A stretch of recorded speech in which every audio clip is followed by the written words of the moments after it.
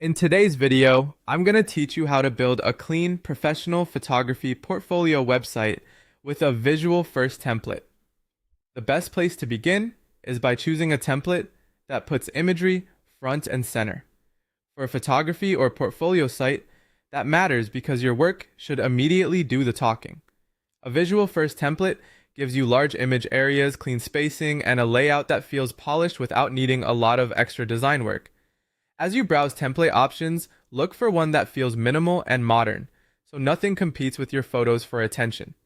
This gives you a strong foundation and makes the rest of the setup much easier. Once your template is in place, the next priority is creating a high-impact gallery or portfolio page. This is really the core of the site because it's where visitors will spend the most time exploring your work.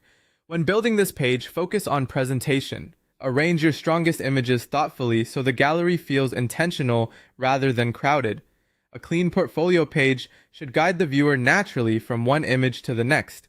If your platform offers different gallery layouts, choose one that complements your style and helps your work stand out. The goal is to create a page that feels immersive, visually balanced, and easy to browse. After that, go into your gallery settings and enable full bleed lightbox views. This small adjustment makes a big difference in how your work is experienced. Full bleed lightbox viewing allows images to open larger and with more visual impact, helping visitors focus on the details without distraction. For photography and other visual work, this creates a more premium feel and gives your audience a better sense of quality, composition, and style. It's one of the simplest ways to make your portfolio feel more professional and engaging. To round out the site, add an About page and a Contact or Booking page. The About page gives visitors context about who you are, what kind of work you do, and the experience you offer. Keep it clear, personable, and aligned with the tone of your portfolio. Then create a Contact or Booking page using a scheduling tool like a booking embed or a simple form block, depending on how you want people to reach you.